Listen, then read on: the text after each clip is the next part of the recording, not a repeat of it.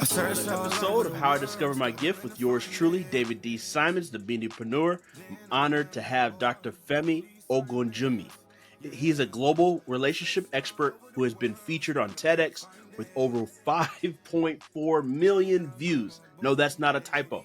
5.4 million views. And I got to watch it. It's an amazing video. You should go watch it. For close to 2 decades, Dr. Femi has been learning the best relationship techniques and strategies for you. He helps 6 to 8 figure men to help them achieve success in their relationships, just like they have succeeded in their careers, their businesses, or their ministries. Dr. Femi is the owner of the Improvement University, which is an online platform teaching people how to have successful relationships and careers. Welcome to the show, my brother. Thank you, David. Thanks for having me. It's quite a pleasure. Yes, sir. So I got to hear some amazing aspects of your story, brother. I don't know where you want to start. You want to take me back home to the motherland, and we start there. But take us through the journey, right? It's not every day you meet somebody that's a relationship expert. So take us from the journey from childhood to today. Well, I grew up in Nigeria, and you want to say I grew up in a middle class family. My parents got married many years ago, and I'm the last of 7 kids. And being the last, sometimes they say you are spoiled, but I don't think I was. I don't Of think I course. was a spoiled child. I think I went through discipline that any mother and father or parent would give to their children. And in year 2000, I moved down to United States to further my education. I finished a little bit of my high school in Nigeria, then I finished the rest in, completed the rest in America, in Baltimore. And then from there, I went for my undergrad and then undergrad to master degree, and then uh, I acquired my PhD in counseling. Wow. Wow, that's awesome. So what led you to this relationship expert aspect from, just being culturally right? The audience knows that I'm Ghanaian and Africans, and it's not it's not something that you typically hear in the African community, right? It's lawyer, doctor, engineer, accountant, right? So I just find it fascinating that you were steered towards the relationship expert. And can you take us through that genesis? Yes, absolutely. Like you accurately said, in an African environment, I think most people are steered towards the profession of being a lawyer or an engineer or a pharmacist or a doctor.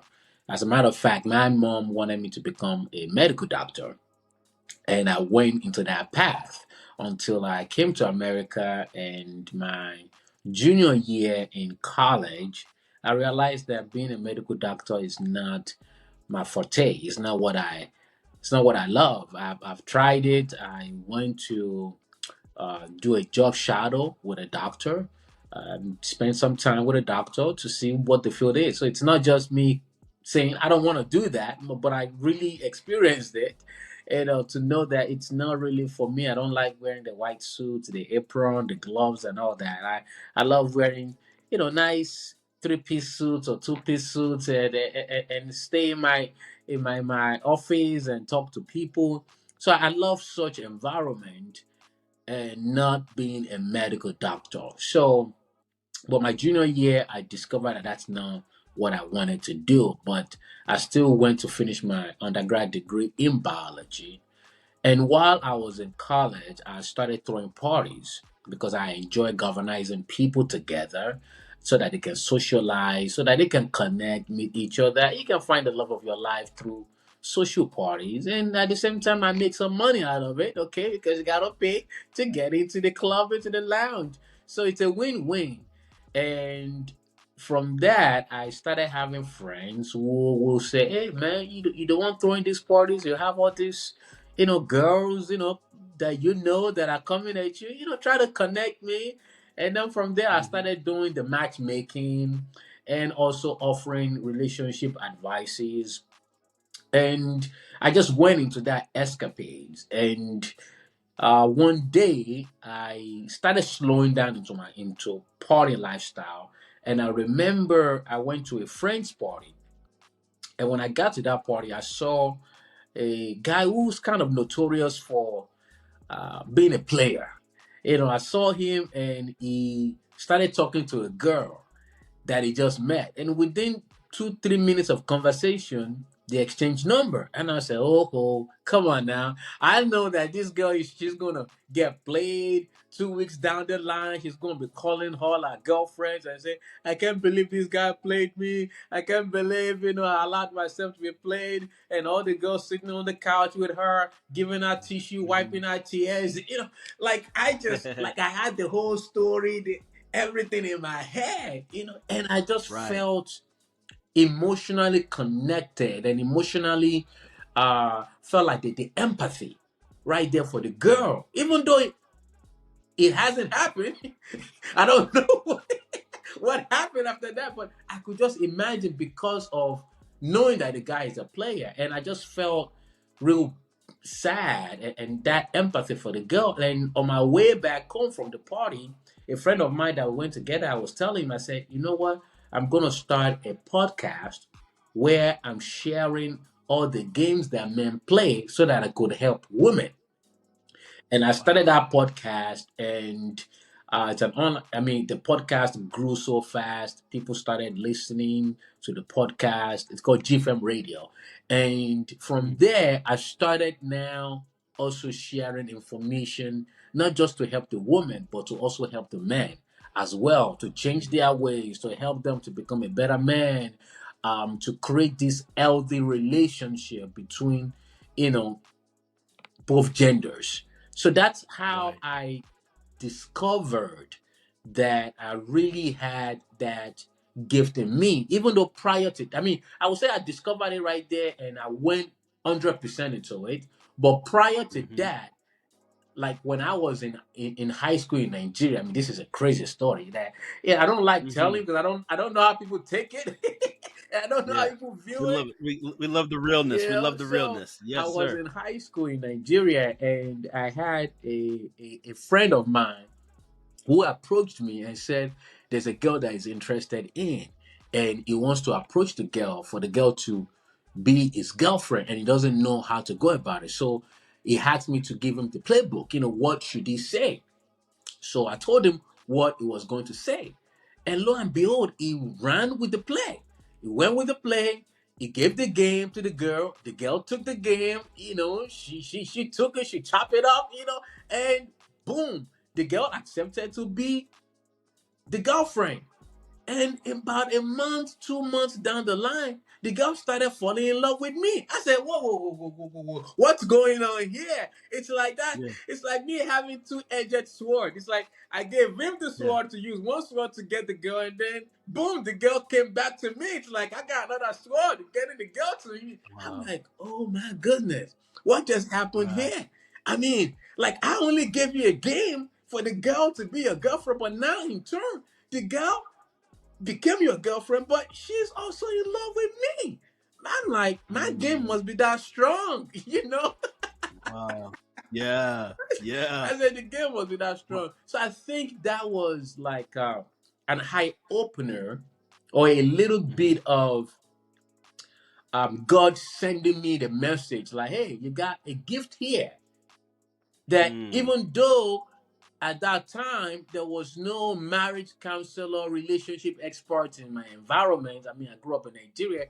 There was no Mhm. profession like that. Just like you were saying earlier, people wanted to become a Yeah. doctor. So there was nothing of such for me to think, oh, there could be a profession here other than you being a gigolo, Yeah. you know, Right. until I came to America and I started throwing parties, and that situation that happened with that guy, thinking that, he was going to play that girl, until that came, and then starting my podcast, and people now coming to me asking me for advice. That was when it really now became, oh, this is a real thing. I can make a career out Yeah. of this. This is a natural gift that God has given to me.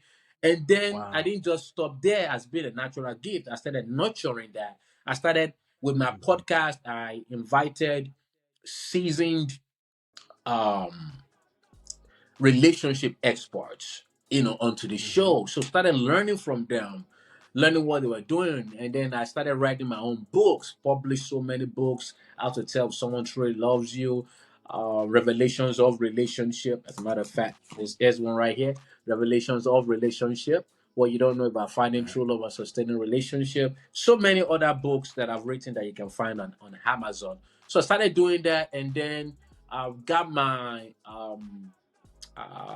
I got certified in life coaching and relationship coaching, and then went on to get my PhD in counseling. Wow. So I wanted to combine both the traditional approach of learning with the natural gift of God, combining that together so that I could help more people and I could combine that traditional approach principles with the spiritual aspect of it and the experiential knowledge of being married over a decade, knowing my wife for 14, 15 years. So it's, Wow. just having to combine everything: spirituality, practical, experiential to that, so that I could help people on a large scale. Absolutely. I love that. And you said something I would love to dig into a little bit. Um, um, because there's a lot of relationship experts out there, and a lot of them don't have relationships themselves as far as um, a long-standing relationship. So I mean, for me, if I get a coach, I don't want a coach that's hasn't played the game. Like, I don't want a coach that's, you talk about being my shooting coach or basketball, and you never shot the ball. You were a defender. Like, to me, that doesn't make sense. But that happens in a lot of industries, sadly. So I would like for you to share as much as you can. I know I got the privilege of hearing the full story, but a condensed version maybe of how you met your wife, and what you've gained as of being a married man in your relationship to now. Also, I know you were helping people. Your gift was already there before you were married, but it probably took another level when you got married, is my assumption, Yes, right? yes. So if you can talk about Yeah, that. absolutely. I believe God has designed us to not live life alone or walk life alone, that He's made somebody for us as a man and who believes in God. When you were created, God made a woman out of your rib. As a woman who is listening, when you were created from another man's rib. So that means that there is somebody that you are a pair to, more like your twin, somebody who you you are compatible with, somebody who gets you, somebody who understands you, somebody who you are designed to live life with and support each other's vision and mission in life and fulfill the purpose and God's calling on your life. So I believe that wholeheartedly, and I met my wife many years ago. And when we got together, I remember after we started dating, I had to ask God if she is the one. Because many people, you go through relationships and it's so late in the game, or after you've gotten married, that you've gotten your feet wet and you are deep into the ocean. That's when you start questioning, is did I marry the right person or not? And at that time, it's almost late, really. It's to speak of not trying to divorce, to start finding out. It's like you're putting the cart before the horse, which is should be the other way around. So when you start to date somebody, you eventually you want to find out if this is the person that God has actually designed for you. So I had to do that fact checking and went to God and asked God, is she the right one? And when I did, God spoke to me through a dream.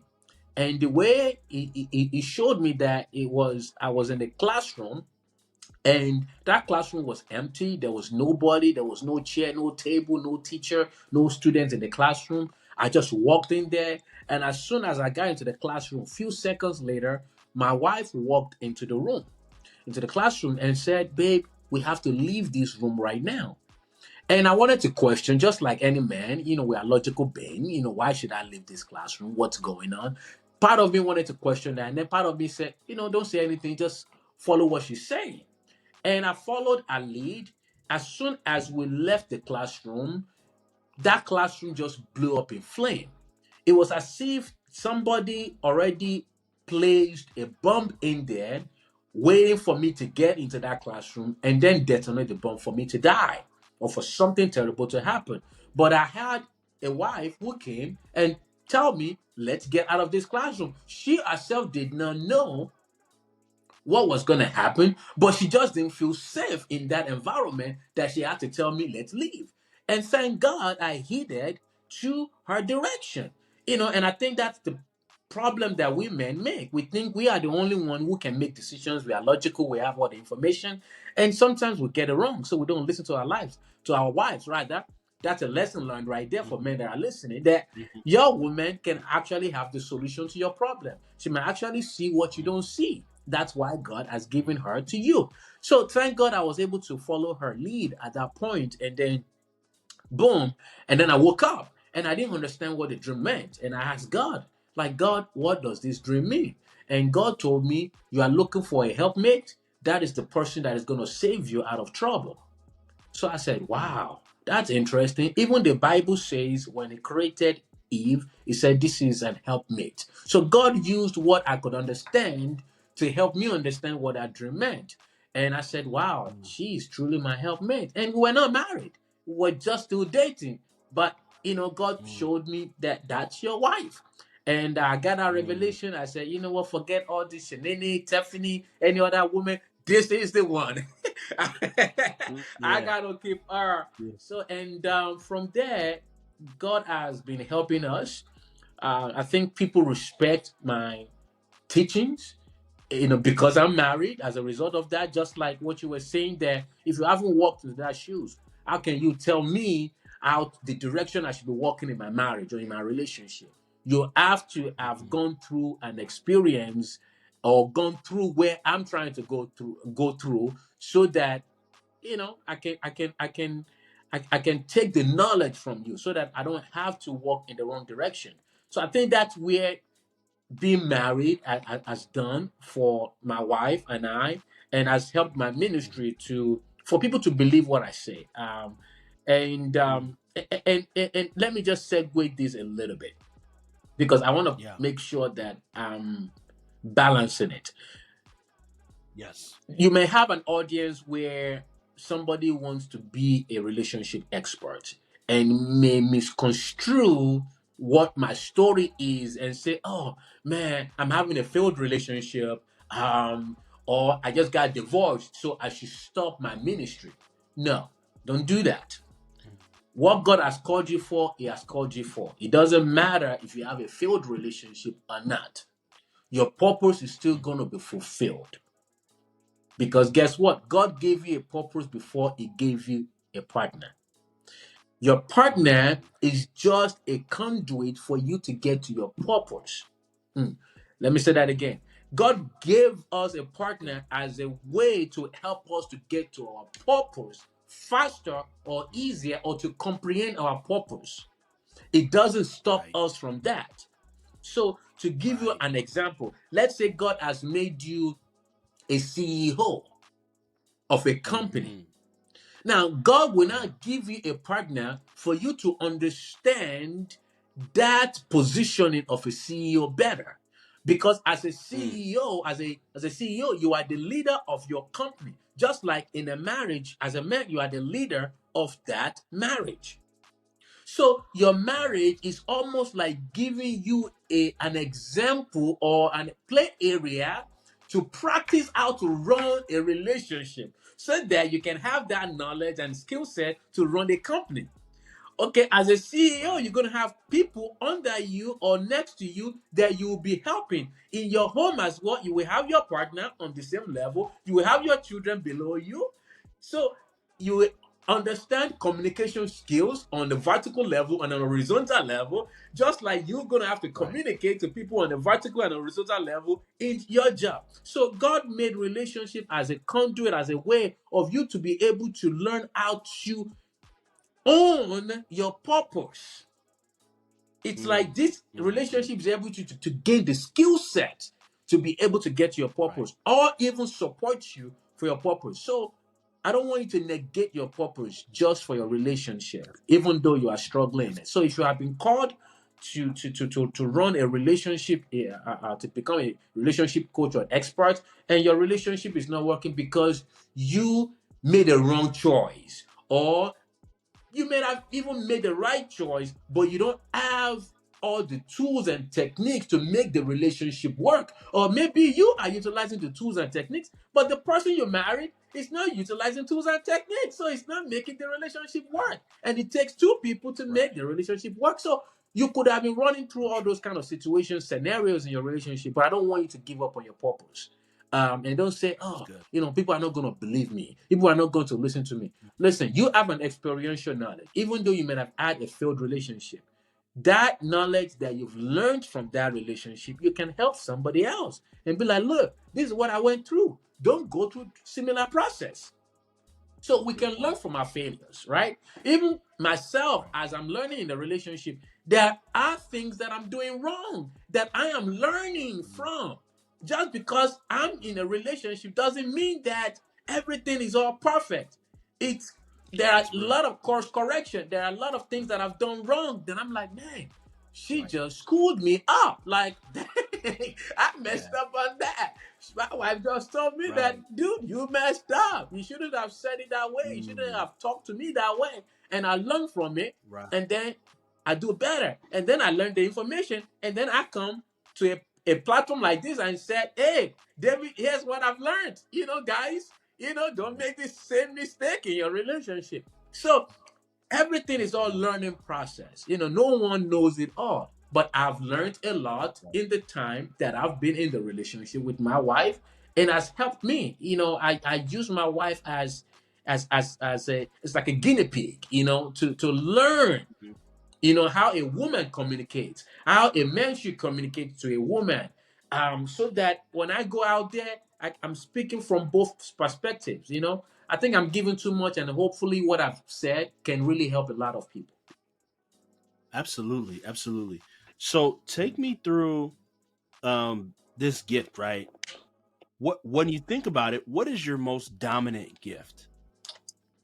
My most dominant gift is the ability to listen to a client who is struggling, to deconstruct their situation, to not listen to the fruit of their problem, but to find out what's the root of the problem, and Wow. to give it to them a solution that could help them take them from problem to solution to happiness to joy.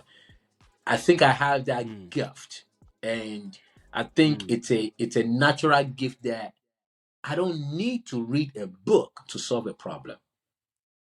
mm. I love it, man. Can you take us inside a moment? Like obviously you would put disclaimers. We won't say any names of maybe couples or people you've helped, but like, can you take us through an example of that gift in action? Some of the key stories that stick in your mind, or something that has transpired. Yes, I've had a lot of clients that I've helped, from singles to dating to engaged to married, folks that have been married for a decade, 20 years, 40, 50 years. I've helped all of them, Wow. so like there is Wow. no limit to who I help. But I remember Right. a scenario of a couple who they are struggling through communication, and it's more of the girl has been running the relationship for many years. She's been the one making decisions, and it's not like the guy doesn't want to make decisions. But you know how we men now, we have, I want to say, for the lack of better words, to be politically correct, maybe soften up a little bit. We don't Mm-hmm. want to come and say, okay, we want to dominate the relationship. Yeah. Do this. Exactly, do this, Yeah. do that, and give instructions, Right. do as I say. Right.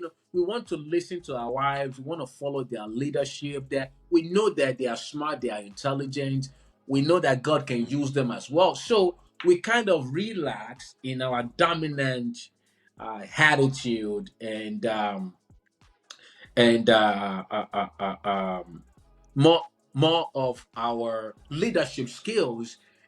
So the guy kind of retract himself so that the girl could take Right. some lead, either in the finances, or sometimes he wants to buy things and the girl's like, no, no, no, no, I don't want you to buy that. And he said, okay, all right, that's fine. If you don't want that, that's okay. So that has messed him up for many years, until later on Mm-hmm. it's like, no, I can't take this anymore. It's like I have no voice in the relationship. Before I can make a decision, I have to run everything through you. And you got to make the final decision. So is really not happy. So, but he waited for 20 years. The girl has gotten used to that. So it's like, well, how come you didn't tell me in year one that you don't like this? In year five, in year 10, it's 20 years Mm-hmm. now. Now you are saying you don't like it. So I had to Wow. help to say, look, it's not like he doesn't like it or your wife is not trying to change. Is that she's gotten used to this for many years. It's gonna be hard for somebody to unlearn what they've learned and gotten used to for 20 years. That's a long Right. time. I said also Right. what you don't know, and I have to help you know, is the root problem is that your wife is a type A. Type A are strong minded people. They like to have Mm-hmm. control. So it's not just that Mm-hmm. you have been allowing her to do this, it's that no, she has that in her. You just allowed that gift of who she is to blossom. So the Mm. root of the True. issue is that she is type A person, that they love to have Right. control, that they think they can be the only one to make the best decision, Right. and they don't trust any other person to make decision. That is the Right. root of what you are dealing with. The fruit is Mm-hmm. that for 20 years it's been like that, but the root is that Mm-hmm. this person, this is who they are. You understand what I'm saying? Mm. So now, Yeah. because that's who they are doesn't mean they cannot mature and Mm-hmm. become better. So I had to help the girl know that's who you are.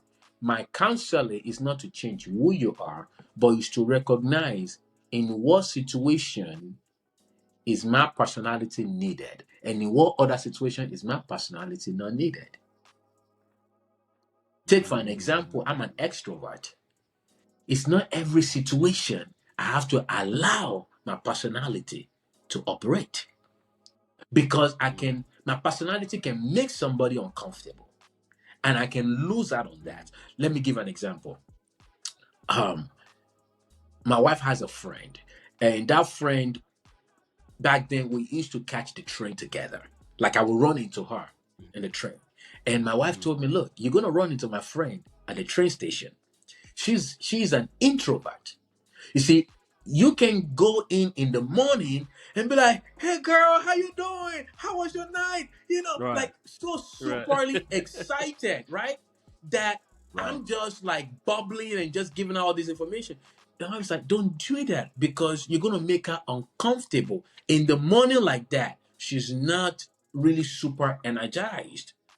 So I had to learn that there are situations or an environment that I cannot allow my personality to dominate or to come out, unless it's going to make somebody uncomfortable or I'm going to affect the relationship that I'm trying to build. So now taking it back to the Mm. girl, to my clients, said, look, there are situations where you got to scale back and not allow your type A personality to run into that situation, because otherwise you're going to Mm. push and repel your partner. He also has a voice just like you have a voice in the relationship. There are some things you're going to have to allow him to make decision off of. Does that make it clear? And Mm. for a Yeah. long time that I've been working with them now, Their communication has been so strong. It feels like he's becoming man in the house. He's becoming that he's making Yeah. decision like a man supposed to in the relationship. So it's great. Beautiful. That's awesome, man. Great to see your gift in action, brother.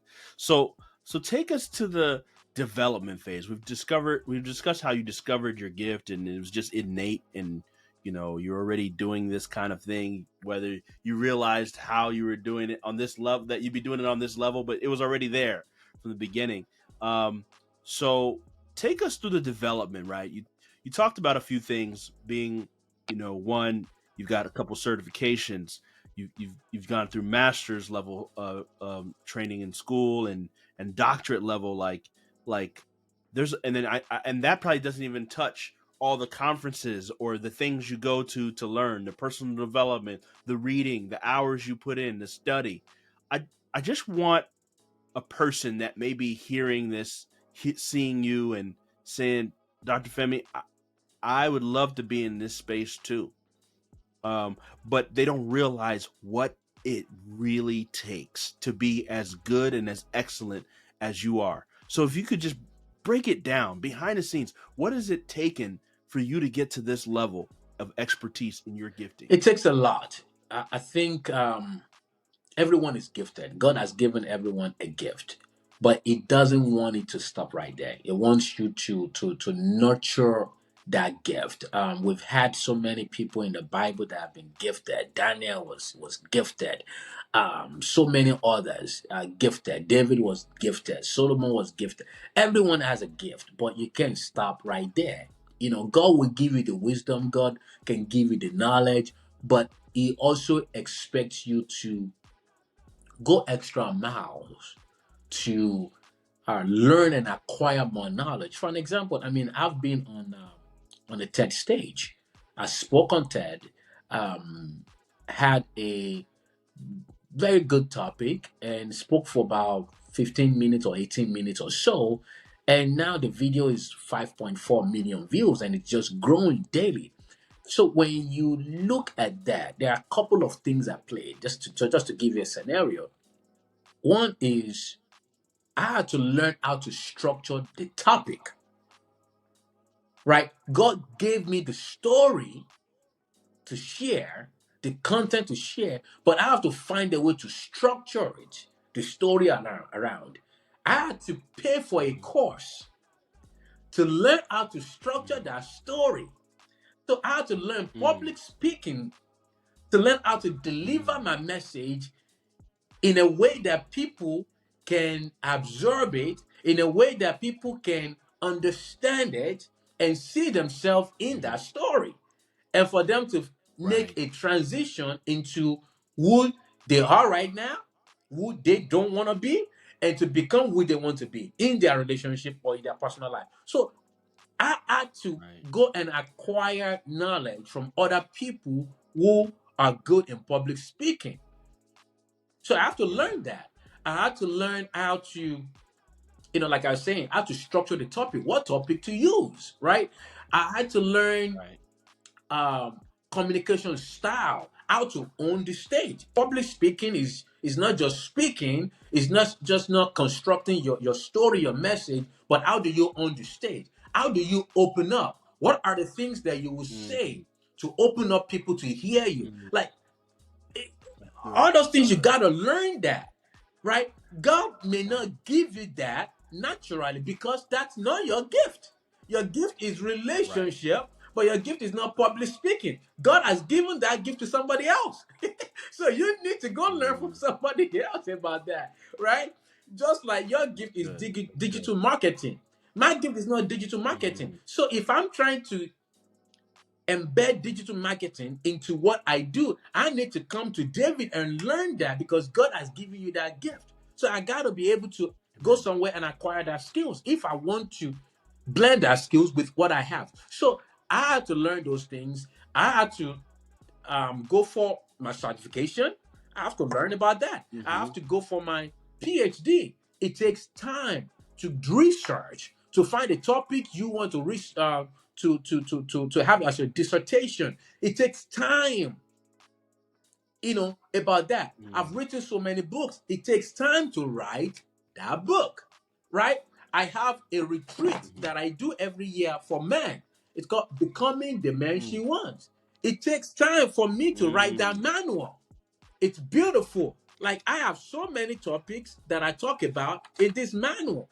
How to initiate Wow. hard conversation, how to effectively listen and Mm. communicate back when there is conflict, practicing patience and remaining in Mm. control during conflict, the fastest way to avoid conflict and argument, the right approach to constructive Mm. feedback, overcoming the silent killers of Mm. relationship, ego, and pride. I mean, it takes a lot for me to come up with these topics and write this manual that I Yeah. can help men Wow. with, and so many other things. For So sure. it takes time and effort to be able to do that. Like, I started my podcast many years ago called Gfem Radio. I no longer do it, but I ran that for over a decade, right? There was one time Wow. I was using a headset that wasn't quality.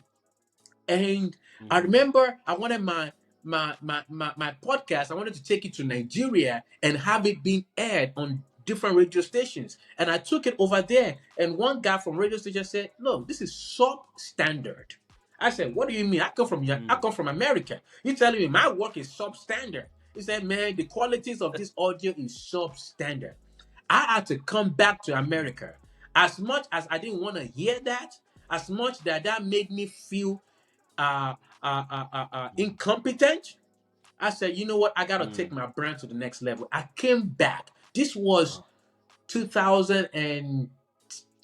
2010, I believe, or 11. I came back. Mm. I said, you know what? I'm changing all my equipment. I got to go buy a brand new equipment. Mm. I went to go buy this Mm. microphone. I have a new Mm. Very system good. mixer that I bought at that time. I said, I got to go hard. Yeah. I went to the um it's called Guitar Center, where they sell all these musical Right. instruments and audio. So I said, I need your best mic, the best Wow. microphone. They said they have this Right. microphone.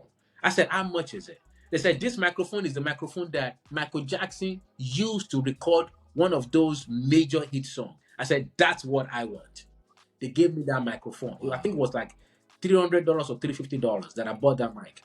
That Yeah. was dang. Right. Now, if you see Wow. podcasters now, this is the same mic that they use. Yeah. The Shure Exactly. M7. I bought that mic Yeah. about 10, 12, 15 years ago. I've been in the game 15 years, Wow. 20 years ago. Are you understand what I'm saying? But that's what I'm Okay. saying, that you got Yeah. to invest in yourself. Just because God gave you a That's good. gift, that's just not it. There are other areas you got to invest in to nurture that gift, to sound crisp, to sound like you're a professional. There are so many things. I've Right. paid for mentorship. I've paid ten thousands of Yes. dollars for mentorship just to take my Right. brand from where it's at to where it's gonna be. I've appeared on major network, ABC, NBC. I've spoken on those stages, Mm. right? So you Right. sometimes you got to get a mentor, sometimes you got to get a coach, because Yeah. the reason why is it's not also that you are investing in yourself, which is good, but it's also that you want to help more people. You want That's to right. reach more people. So your brand has to get better. Your message has to get better, has to get richer so that you can reach more audience. So you got to do all these things, not just to better yourself, but because many more people need that information. So if that means you have to Mhm. pay for marketing, you have to do that. Because God wants, Right. the best thing that Jesus said is spread the gospel to That's millions right. and billions of people, and you need all kind of things to spread the gospel. Jesus That's wasn't right. walking everywhere to spread the gospel. Sometimes he needed to use a boat. to, you need Hmm. everything to deliver that Hmm. That's message, to right. connect to everyone. So you That's got right. to invest not just in yourself, but also That's look right. at the big picture, that you want to help people. And there are so many other people that do the same thing that you do. So how do you make sure that you separate yourself? How do you make sure that, my slogan is cheers to your improvement? The reason why I use Hmm. that slogan is cheers to your improvement is that the minute you stop growing is the moment you become irrelevant to people in your circle Hmm. and to others as well. The minute you Okay. stop growing is the moment you become irrelevant. And people that will feel that Mm, first is people in your inner circle, your partner, your children. mm, Have you ever seen that's good. couples that say, man, we've grown apart? Yeah. Right? Because one is growing and scaling up, and the other is just on the same level or deteriorating. I Mm, always tell people that mm, nobody is stagnant in life. Because we are energy, we are always vibrating. So it's either you are growing right. or you are deteriorating. So Mm, you will now see couples that say they've grown apart because one has outgrown the other person. yeah. Or perhaps, Mm, the person is growing, but they're not communicating to the other person that, hey, I'm growing. And the other person is also right. now being observant of their partner's growth. So you have Mhm, all that happening in the relationship as well. I said that to say, continue to grow. The yeah. largest room in life that has no room, no wall, is improvement. Meaning that there's nothing that can barricade improvement.